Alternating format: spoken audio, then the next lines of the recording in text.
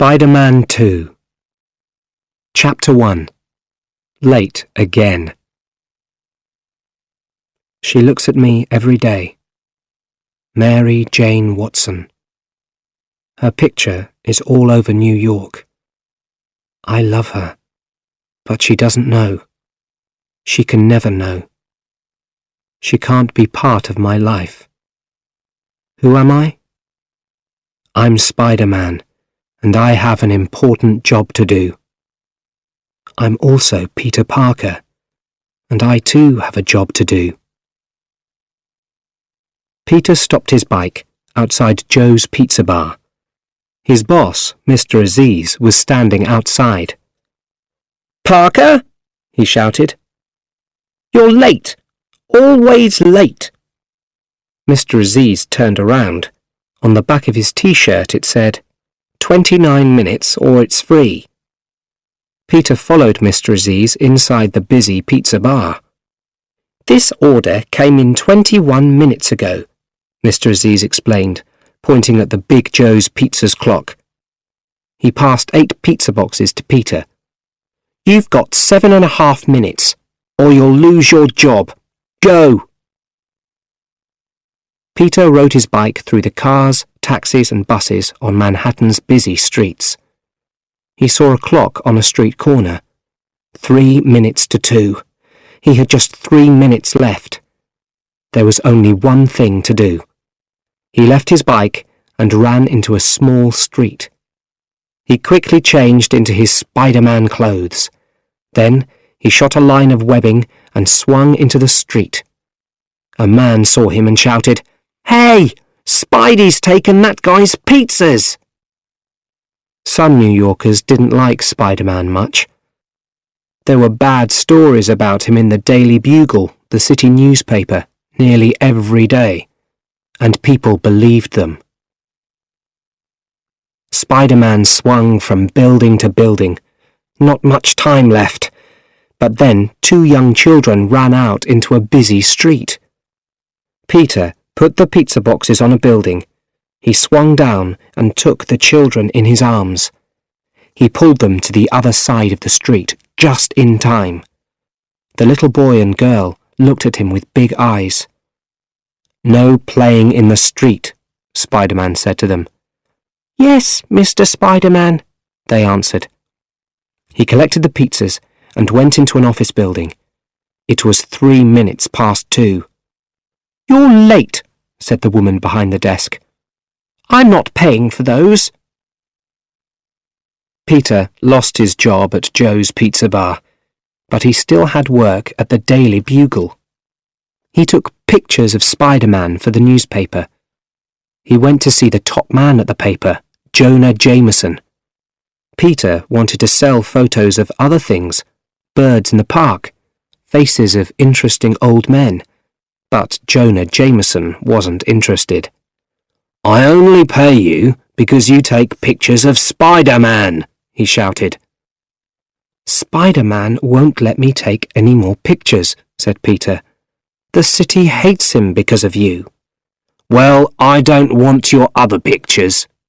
"Okay," said Peter, and he pulled out a fantastic photo of Spider-Man. "I'll give you 150, said Jameson. 300, said Peter. Okay, said Jameson. Go and see Betty. Peter went to get the money from Betty Brandt. Betty worked for Mr. Jameson. "You borrowed some money 2 weeks ago," she said kindly. "I can't give you any more. Sorry." Oh no, thought Peter. I'm late again. He ran to the university. He ran faster than any ordinary person. People were looking at him, but he didn't care. He turned a corner and ran into someone. Books and papers flew everywhere. Peter took the books and papers in his hands and stood up, right in front of his teacher. "Oh, Dr. Connors, sorry," he said. "Where were you going, Parker?" "To your class." "My class is over," said Dr. Connors. "Look at you, Peter. You're always late for class. You're always so tired. Your homework on fusion is late. I know, said Peter. I'm planning to write my fusion homework on Dr. Otto Octavius. Octavius is a friend of mine. Make sure it's good. It was dark when Peter arrived at Aunt May's house in Forest Hills. He walked into the living room. He was thinking about other things, and he didn't see Aunt May, MJ, and Harry standing there. Chapter 2. Happy Birthday. Surprise! They shouted. What's happening? Asked Peter. It's your birthday, said Aunt May. Long time no see, said MJ. MJ, said Peter. How's the play? She's brilliant in it, said Harry. Harry sent me flowers, said MJ quietly. She smiled at Peter, then she looked away. I'll go and get the food. Peter turned to Harry. So, how are things going at Oscorp? He asked. Great, said Harry. I'm head of special ideas. We're doing some brilliant new work on fusion. Dr. Otto Octavius is working for us. Maybe you'd like to meet him. Great! I'm writing about his work for Dr. Connors, Peter smiled. Then Harry's face changed. MJ's waiting for you, Peter, he said. The way she looks at you... I don't have time for girls right now, said Peter. I'm very busy. Taking pictures of your friend Spiderman? Asked Harry. Can we talk about something else? Said Peter. I want us to be friends, Harry. If you know who he is, Peter, please tell me. Peter didn't answer. He couldn't answer. Harry's father died in a fight with Spiderman, and Harry hated him. But Peter was Spiderman. What could he do? Aunt May was asleep in a chair. There were some letters on the table. One was from the bank. It wasn't good news. Peter woke her. What? Ben? Oh, Peter, she said. Has everybody gone? Did they have a good time? I'm sure they did, Peter smiled. Then his face changed. Aunt May, I saw the letter from the bank. You did? Oh, well, I'm a little behind. I don't want to talk about it any more. I'm tired. She took $20 from her bag. Happy birthday, Peter, she said. Aunt May, I can't take this from you. Yes, you can, she said angrily. You can take this money from me. It's not much. Then she started crying. I'm sorry. Life is so empty without your Uncle Ben. It's nearly 2 years since he died. Sometimes I think about his killer, and I want to do something terrible. Uncle Ben's killer was dead. The police didn't know that. Aunt May didn't know that. But Peter knew. He was there, and he saw everything. He looked at poor Aunt May, and he felt so bad. He wanted to tell her, but he couldn't. Here, she said. Take some birthday cake home. Before he went home, Peter went into Aunt May's garden. Hey, said MJ. She was in her parents' garden next door. I saw your picture on Bleecker Street, said Peter. Oh, isn't it funny, she said. MJ didn't like seeing her picture all around New York. No, it's nice, he said. I can see you every day now. He loved MJ, but he couldn't tell her. It wasn't fair. Anyone close to Spiderman was always in danger. Do you want to say something? Asked MJ. Are you still living in Manhattan? Oh, Peter, she said sadly. I don't understand you. MJ walked back to the house. Then she turned. I'm seeing someone now. You mean a boyfriend? Suddenly, Peter wanted to show MJ his feelings. "I'm going to come to your play tomorrow night." She was surprised. "You're coming?" "I'll be there," he said. Peter went home to his little room. It was at the top of an old house in Manhattan. Peter walked slowly up the stairs. "Money!" shouted Mr. Ditkovich. It was his house, and he lived on the floor below Peter. "Hi," said Peter. "What's hi? Can I spend it?" "Mr. Ditkovich, I'll get some more money this week." "You're a month late with the money for the room. Again." "But I only have this $20 for the week," Peter explained. Mr. Ditkovich took Peter's $20, his birthday money, and shut the door. Peter went into his cold little room and sat on the bed. Could things be any worse, he thought. Chapter 3. Fusion. Dr. Otto Octavius was working in a special room at home. It was in a lovely old building with big windows. Harry walked in, followed by Peter. Otto stopped his work and walked towards the two young men. He was a big man with a kind face. He smiled warmly at Harry, then turned towards Peter. "This is my good friend, Peter Parker," Harry explained. "I called you about him. I only got through my school science exams because of Peter." Peter smiled at Otto. "I'm studying your work at university," Peter said. "I have to go," Harry said, moving towards the door. "I've got an important meeting. I'll leave you two clever scientists together. And good luck tomorrow, Otto."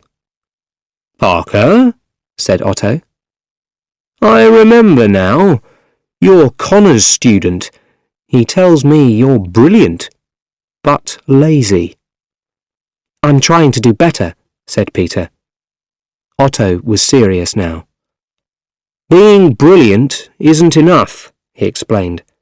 "You have to work hard, and you must use science for the good of the world." Otto showed Peter his work on fusion, a new kind of cheap energy. Enough energy for everyone in the world. Peter asked lots of intelligent questions. Later, after coffee, the two men were still talking about fusion. Otto's wife Rosie was there too. "Are you sure you can control the fusion reaction?" asked Peter at last. "Peter, this is my life's work. The city isn't in danger." "Otto's done his homework," said Rosie, and they all laughed. Chapter 4. An Empty Seat. MJ was finishing her makeup in the dressing room at the theatre. She looked at herself in the mirror. "Will he come?" she thought. A man's face appeared at the dressing room door. 5 minutes! 5 minutes! he called. Then he was gone. Peter was on his bike, and he was nearly at the theatre. Suddenly, a big car drove up behind him very fast. "Jump up!" his spider sense told him. Peter jumped high above the car. His bike fell under the car and broke into pieces.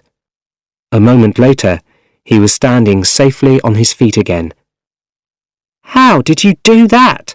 asked a boy at the side of the road. "I do a lot of exercise," Peter said. "And I eat my green vegetables." "My mother always says that," said the boy. "I just never believed her." The big car was driving very fast up the road now. A gunman was shooting out of the back of the car at the police. "Why can't I have just one night off?" thought Peter. Suddenly, 2 police cars crashed into each other. One of the cars flew up high above some people. They cried out as the car fell towards them, but then it stopped still.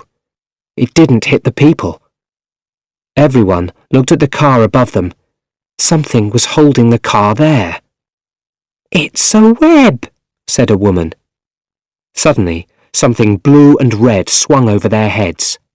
Go, Spidey, go! The woman shouted. The men in the big car saw him. They both started shooting at Spiderman.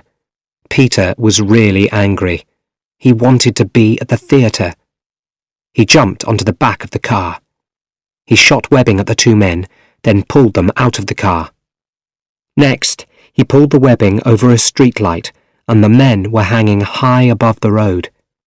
Peter jumped into the driver's seat and drove the car to the theatre. MJ wasn't having a good night. She wasn't thinking about the play. She was thinking about one of the best seats in the theatre, Peter's seat. It was empty. Peter walked into the theatre and pulled his ticket from his pocket. He showed it to the man at the door. "Sorry," said the man. He pointed to a sign. "You can't go in when the doors are closed," he explained. Peter crossed the road and waited opposite the theatre. MJ came out after the play. She looked up and down the street. No Peter. "Could you sign here, please?" said a good-looking young man. "What are you doing here?" smiled MJ. It was John, MJ's new boyfriend. He put his arms around her and they kissed. A police car drove by fast, then another and another. "Are you hungry?" John asked. "Yes," smiled MJ. "Very." On the other side of the road, Peter watched sadly as MJ and John hurried away. Then he remembered the police cars. "Why do I always have to rescue people from fires and criminals?" he thought. "I only wanted one evening at the theatre." He changed his clothes in a small street. He ran up the side of a building and jumped onto the roof. For the first time ever, he didn't want to do it. But he was Spiderman. He had to do it. Soon, he was swinging from building to building towards the police cars. He brought his arm around to shoot a line of webbing. But nothing happened. Spiderman was high above the street with no webbing. "Ah!" he cried as he crashed down onto a building below.